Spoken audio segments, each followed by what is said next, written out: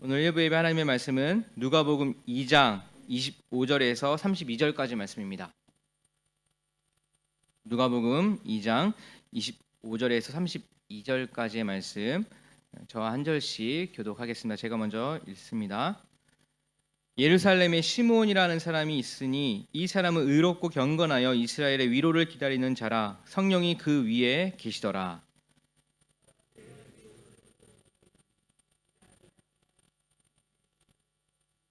성령의 감동으로 성전에 들어가매 마침 부모가 율법의 관례대로 행하고자 하여 그 아기 예수를 데리고 오는지라. 주제여, 이제는 말씀하신 대로 종을 평안히 놓아 주시는도다.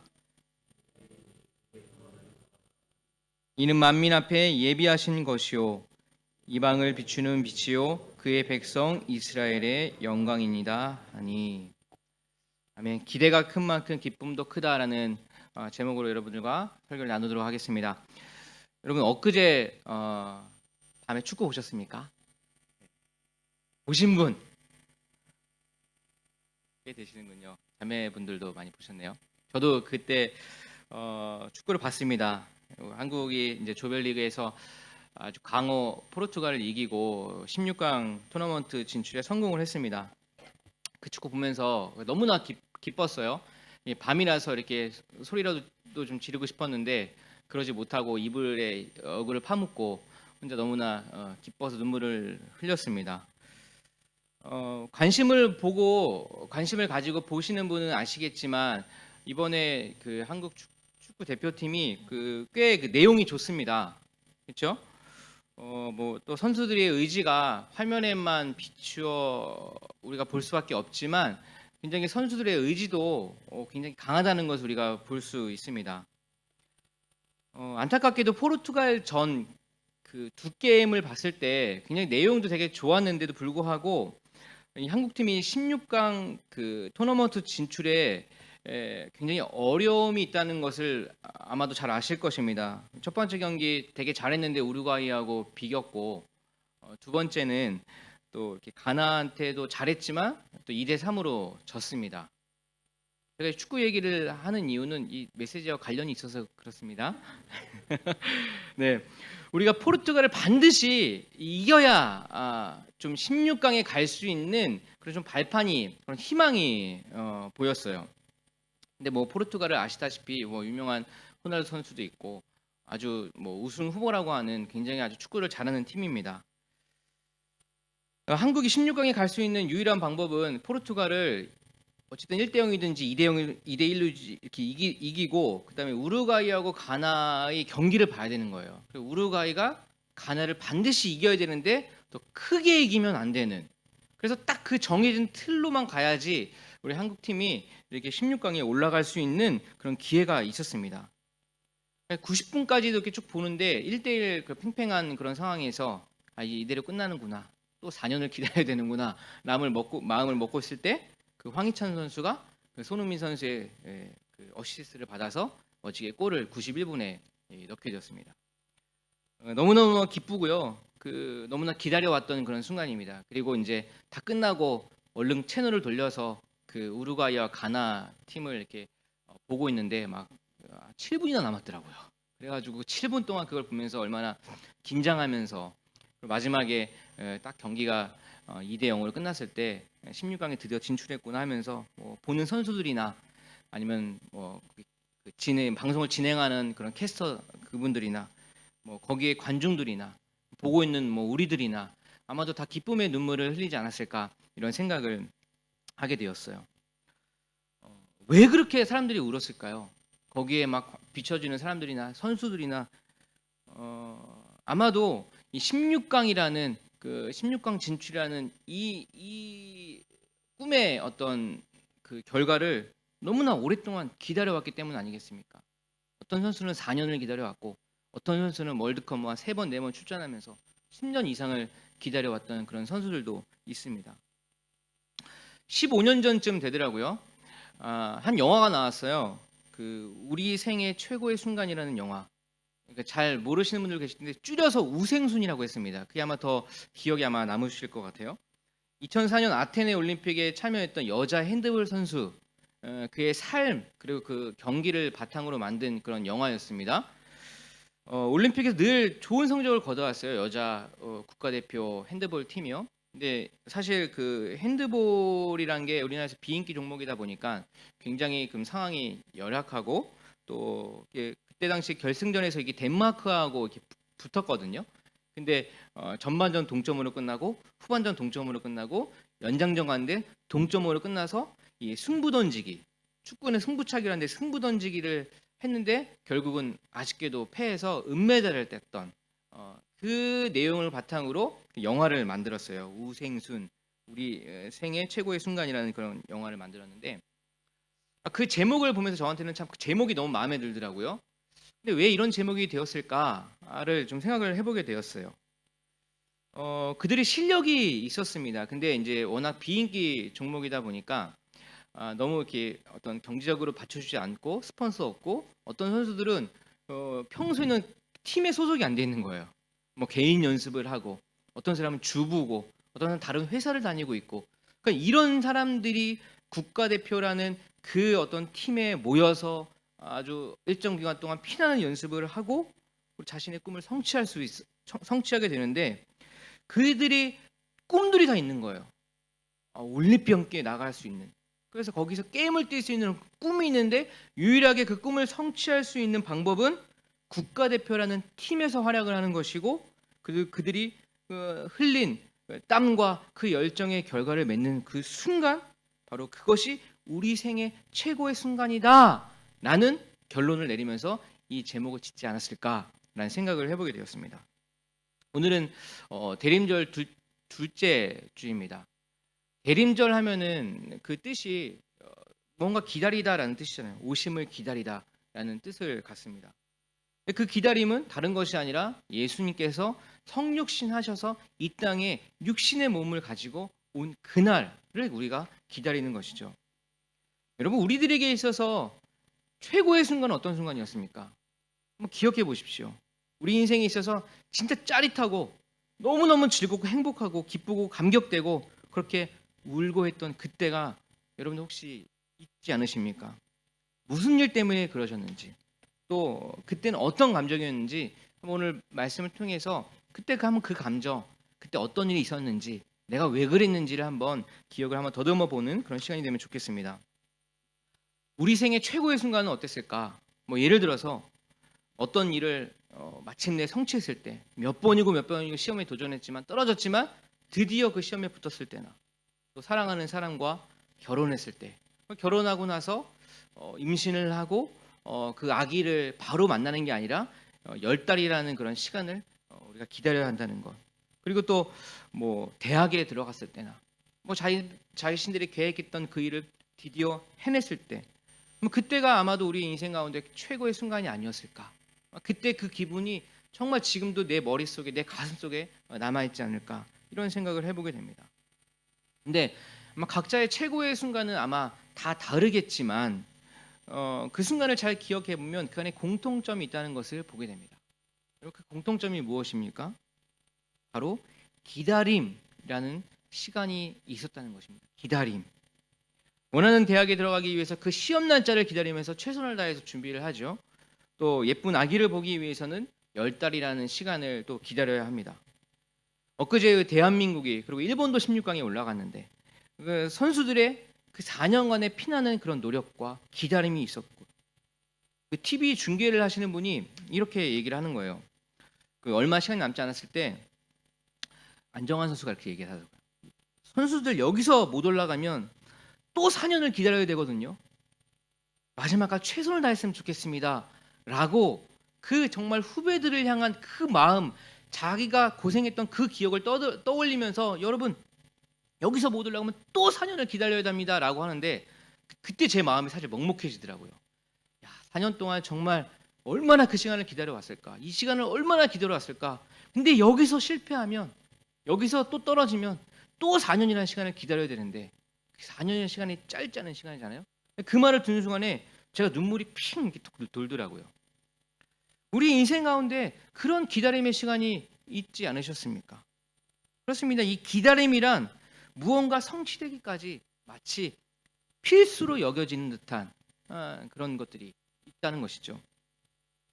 인생의 최고의 순간이었다라고 말할 수 있는 것은 그만큼 기다림의 시간이 있었고, 그 기다림 가운데에 우리가 고생하고 힘들고 어려웠던 그 과정을 보냈기에 그 아주 큰 기쁨을, 그 결전의 날이 되었을 때 그 결과를 가지고 우리가 큰 기쁨을 누릴 수 있게 되는 것입니다. 오늘 본문은 등장하는 인물이 있어요. 시므온이라는 사람입니다. 시므온이라는 사실 그 인물이요, 이름이 굉장히 흔한 이름이에요. 그러니까는 우리 성경에도 시므온이라는 인물 많이 나오잖아요. 근데 오늘 이 말씀에 나오는 이 등장하는 시므온은 뭐 그렇게 막 자세하게 어떤 사람이었다, 이 사람이 어떤 뭐 업적을 남겼다, 이런 것들이 자세히 기록되어 있지 않습니다. 단지 이 사람에게 기록되어 있는 것은 좀 나이가 있는 분이고, 그리고 또 이렇게 경건하게 살았다, 뭐라는 그런 어떤 뭐 그런 거밖에 나와 있지 않습니다. 25절 한번 보십시오. 25절. 그런데 마침 예루살렘에 시므온이라는 사람이 있었는데 그 사람은 의롭고 경건한 사람이므로 이스라엘이 받을 위로를 기다리고 있었고 또 성령이 그에게 임하여 계셨다. 그렇죠. 이 사람에 대해서 요 정도만 이렇게 설명이 되어 있어요. 근데 이 사람은 경건한 사람이었고 바로 그리고 이스라엘이 받을 위로를 기다리고 있었다라고 되어 있어요. 근데 그 위로를 해줄 분이 바로 예수 그리스도, 아기 예수 그리스도라는 것을 우리가 그 다음 장이나 이렇게 보면서 알 수 있습니다. 그가 이제 드디어 때가 되어 이 아기 예수를 안는 순간이 나타나는데 그 순간을 이렇게 기록을 하고 있어요. 29절부터 32절까지 말씀이에요. 주님, 이제 주님께서는 주님의 말씀을 따라 이 종을 세상에서 평안히 떠나가게 해주십니다. 내 눈이 주님의 구원을 보았습니다. 주님께서 이것을 모든 백성 앞에 마련하셨으니 이는 이방 사람에게는 계시하는 빛이요 주님의 백성 이스라엘에게는 영광입니다. 라는 찬양을 드리고 있는 것입니다. 30절에 그는 기다리던 아기 예수를 만난 후에 내 눈이 주의 구원을 보았다라고 감격하며 그렇게 찬양을 하고 있어요. 당시 이스라엘의 상황, 로마의 통치 아래에 있었습니다. 거대한 로마 제국의 통치 아래에 있던 이스라엘에게 이 아기 예수님이 탄생하셨다는 것은 그들에게는 구원의 소식이고 빛의 소식이 되는 것입니다. 그는 그 기쁨을 아주 그냥 마음껏 만끽하고 있다는 것이에요. 근데 보십시오. 시므온이라는 사람이요, 그 이스라엘 로마 제국으로부터 해방될 수 있는 유일한 길은 그러니까 유일한 수단으로서 예수님만을 기다린 것이 아니란 것을 보게 돼요. 31절 32절 말씀 보십시오. 31절에 보시면 모든 백성 앞에 마련하셨으니 되어 있고 32절에는 이방 사람에게는 계시하는 빛이요 주님의 백성 이스라엘에게는 영광입니다라고 말씀을 하고 있다는 거예요. 그러니까 시므온은 이 어려운 시대 상황을 겪고 있는 이스라엘을 뛰어넘어서 이 세상 모든 만민의 구원자 되신 예수님을 기다리고 있었던 것으로 볼 수 있습니다. 기다림이란 것, 이 언제 올지 모르는, 이 좋은 날이 언제 우리에게 올지 모르는 그러한 가운데 무작정 기다린다는 것은 결국 쉬운 일은 아닙니다.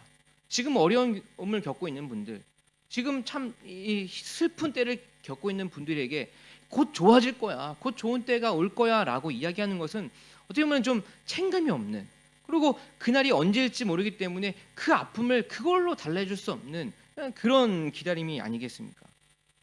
그러나 지금의 고통과 지금의 아픔과 지금의 이 현실을 완전히 씻게 해줄 정말 큰 기쁨이 되는 그 날이 확실히 보장이 되어 있다라고 한다면 지금을 좀 견뎌낼 수 있지 않겠습니까?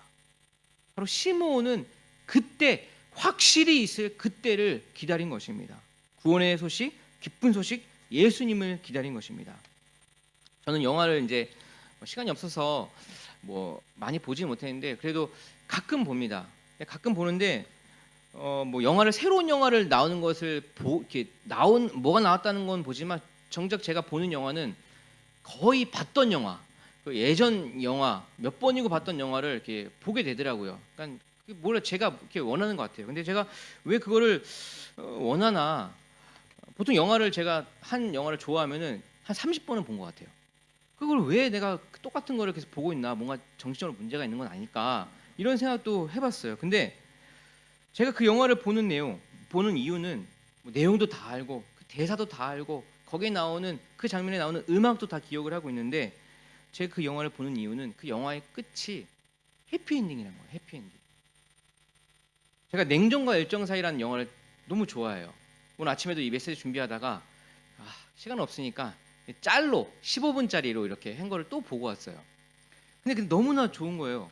그 사랑하는 남녀가 있습니다. 젊은 그들이 열렬히 사랑해요. 근데 뭐 영화의 중간에 다 그렇잖아요. 열렬히 사랑했지만 이루어지지 않는, 그래서 이렇게 좀 관계가 이렇게 어려워집니다. 근데 오랜 세월이 흘렀는데 오랜 세월 동안 그 한 남자는 그 여인을 잊지 못해요. 근데 그 여인도 뭐 다른 사람과 만나고 있고 다른 삶을 살고 있는데도 불구하고 그 여인도 그 남자를 한순간도 잊지 못합니다.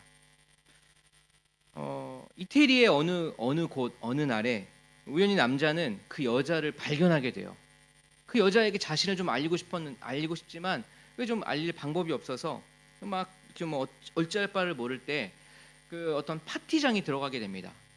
파티장에 들어갔는데 거기에 그 주인공이 바로 그 자신이 사랑했던 여인이 있었던 것이죠. 그러나 현실은 여전히 그들을 이렇게 좀 허락해주지 않습니다.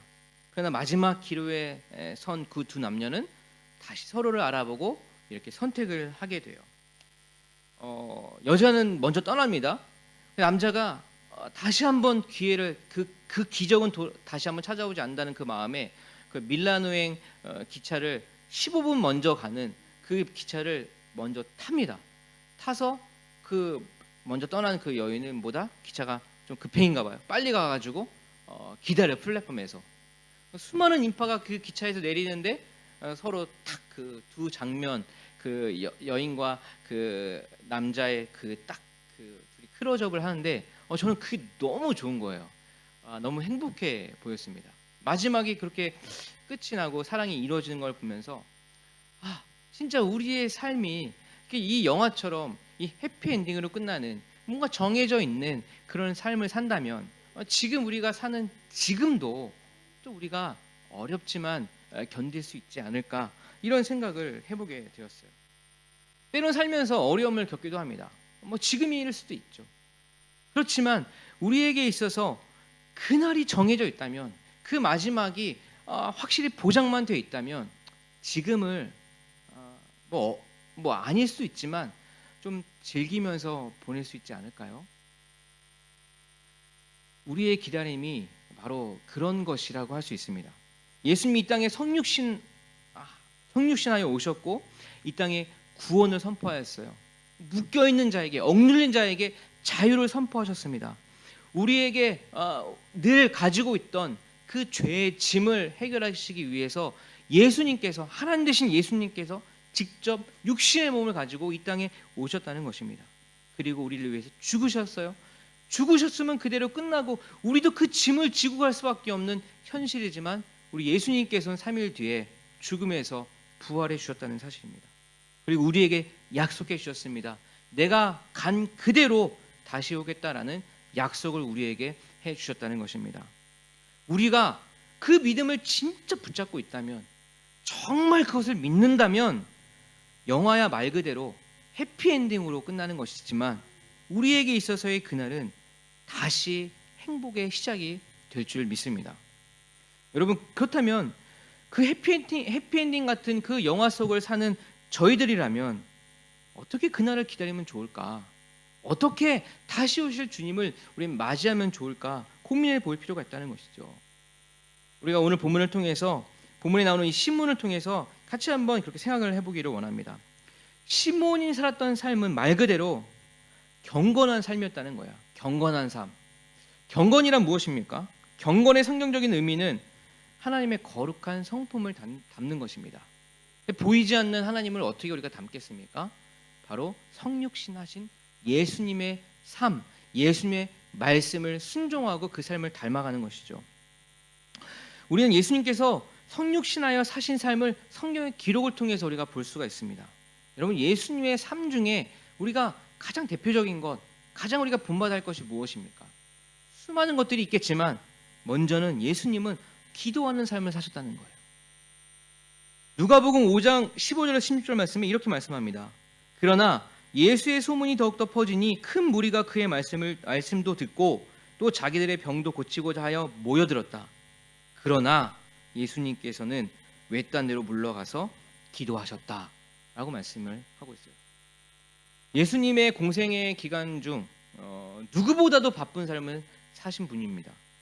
많은 사람들의 병을 다 고치시고요, 또 많은 사람을 찾아가시고 복음을 전하고 또 예수님의 소문을 듣고 온 사람들을 많이 만났습니다.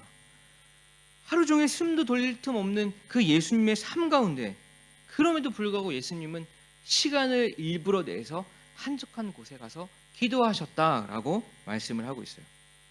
어떤 일을 하실 때마다 기도를 준비하셨고 시간을 내어 한적한 곳에 기도하셨고 마지막 그 죽음의 문턱 앞에서도 예수님은 기도하셨어요.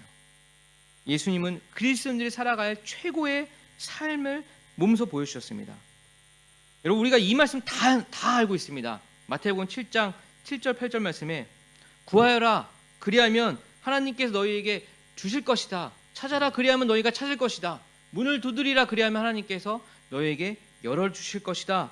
구하는 사람마다 얻을 것이요 찾는 사람마다 찾을 것이요 문을 두드리는 사람에게 열어주실 것이다. 이 말씀 너무나 잘 기억하고 있고 좋아하는 말씀이라 생각이 듭니다. 하나님께서는 구하는 자마다 주실 것이다.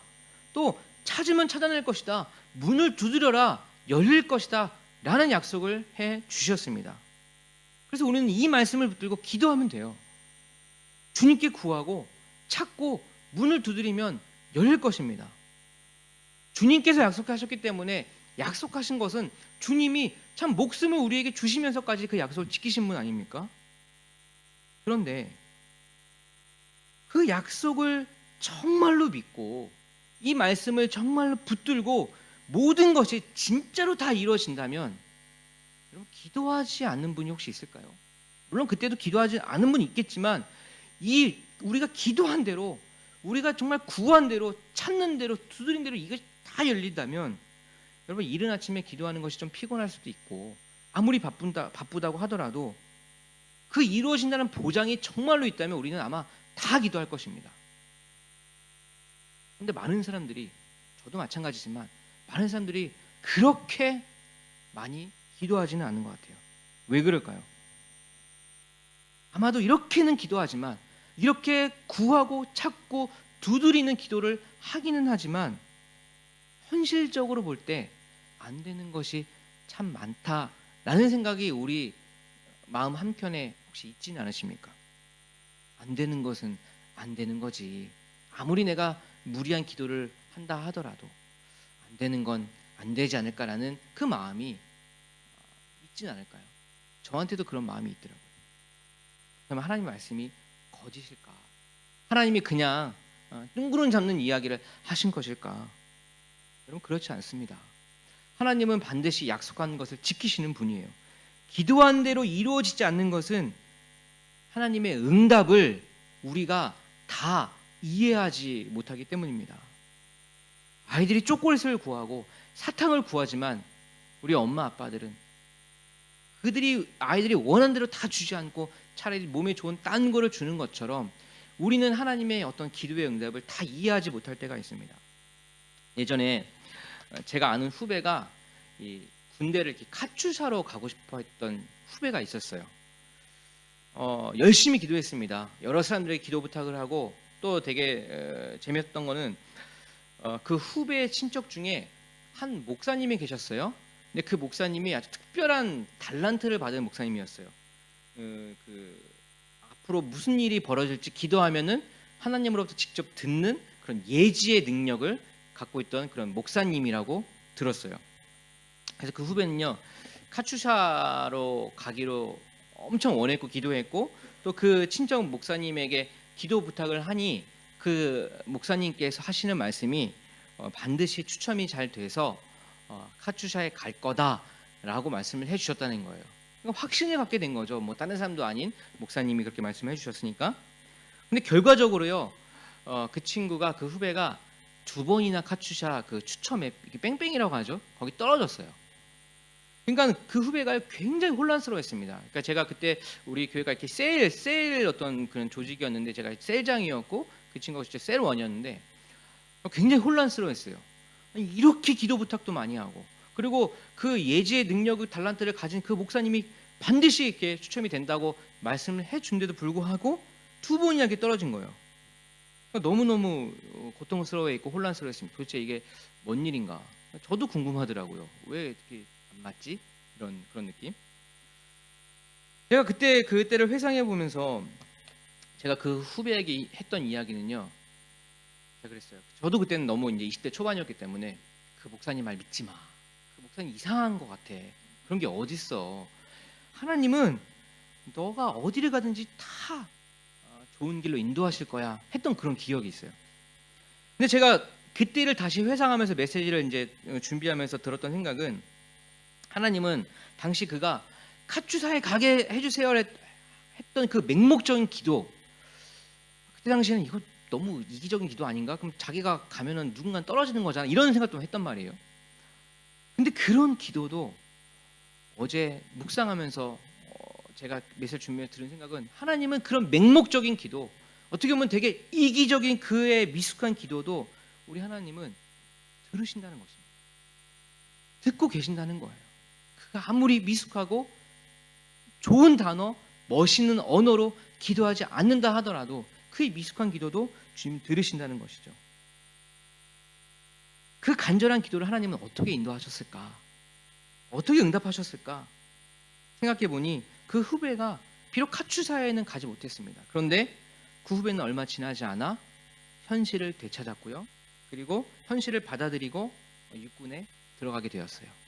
건강하게 제대도 했습니다.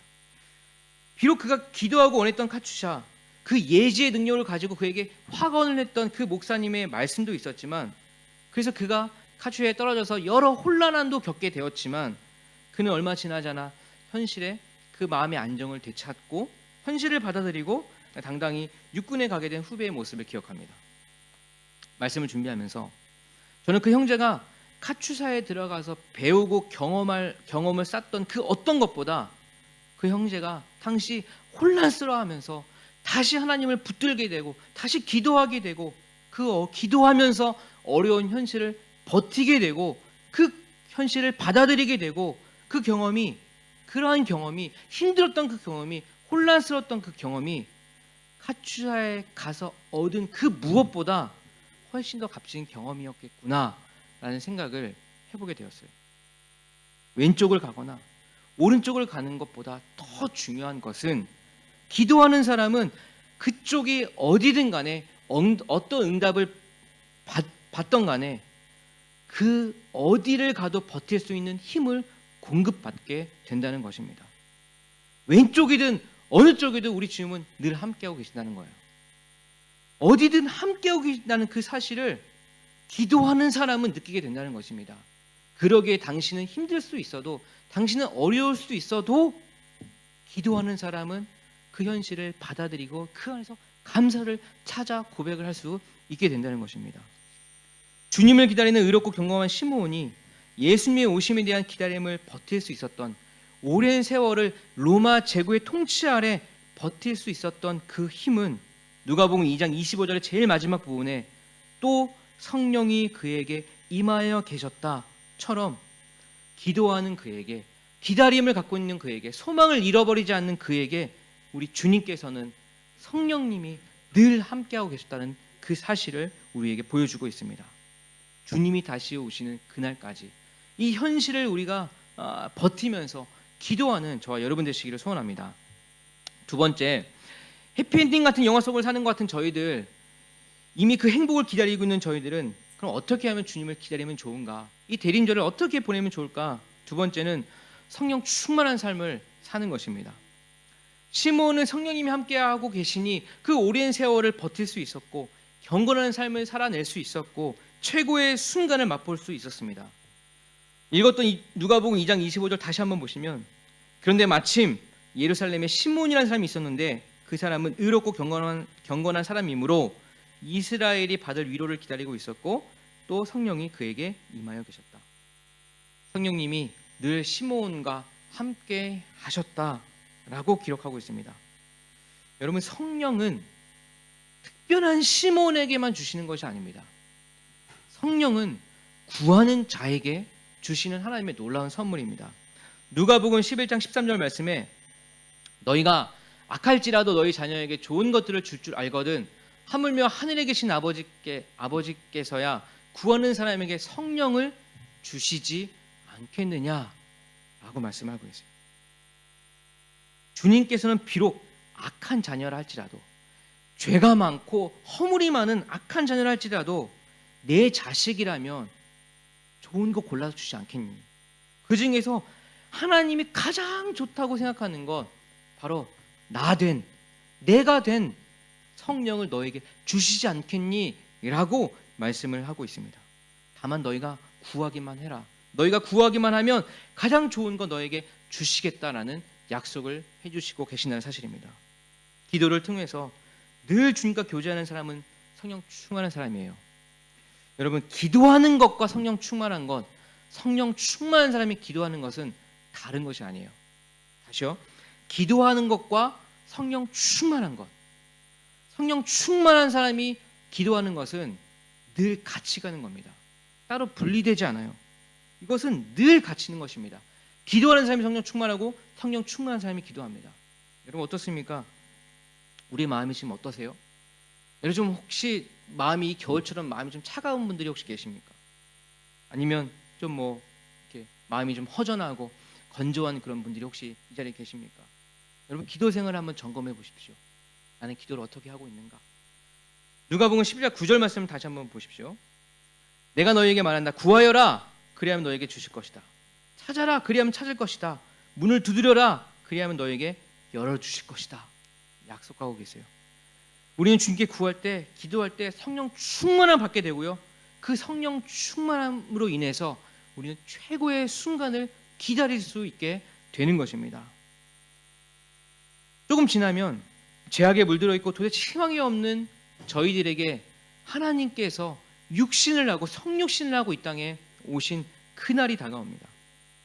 우리에게 구원의 기쁜 소식, 억압된 자에게 자유를 선포하는 그 우리를 자녀 삼아 주시기에 이 땅에 오실 그 예수님의 탄생일이 우리에게 곧 다가옵니다. 그분은 우리에게 단지 어려움과 고통과 아픔과 슬픔만을 어루만지고 위로하시러 오신 분이 결코 아니에요. 그분은 우리를 완전히 하나님의 자녀, 정말 내 새끼, 내 자녀로 삼기 위해서 이 땅에 육신의 몸을 가지고 이 땅에 오셨다는 사실이에요. 그것보다 큰 선물이 어디 있겠습니까? 다른 어떤 무언가를 우리가 기도한들 그것보다 큰 선물이 여러분 어디 있겠습니까? 우리의 결말은 영화의 해피엔딩처럼 이미 우리 안에 승리가 가득한 줄 믿습니다. 행복으로 결말을 지을 것이고 동시에 무한한 행복이 다시 시작될 줄 믿습니다. 그 행복과 기쁨과 감격을 여러분 지금의 경건한 삶과 성령 충만으로 인해서 지금 이 순간도 우리는 누릴 수가 있다는 사실을 기억하시기를 바랍니다. 저와 여러분이 그런 예수님을 기쁨으로 기다리며 다시 한번 그날을 기념하며 인내하는 그 시간이 되기를 소망합니다. 우리 옆에 계신 분들과 인사할까요? 메리 크리스마스. 우리 그 소망을 기다리는 저희들 되기를 소망합니다. 기도하겠습니다. 하나님 아버지 감사합니다. 우리가 수많은 기도를 하고 있습니다. 그것이 때로는 이루어질 때도 있고 이루어지지 않는 것처럼 느낄 때도 있습니다. 하지만 이미 주님은 우리에게 최고의 것을 주셨음을 믿습니다. 다시 한번 그날을 기억하며 기대하며 소망으로 매일을 보낼 수 있도록 인도하여 주시옵소서. 우리에게 주신 최고의 날을 생각하며 간절히 기다리며 그날을 기쁨으로 만끽할 수 있는 저희를 될 수 있도록 인도하여 주시옵소서. 감사드리며 예수님의 이름으로 기도합니다. 아멘.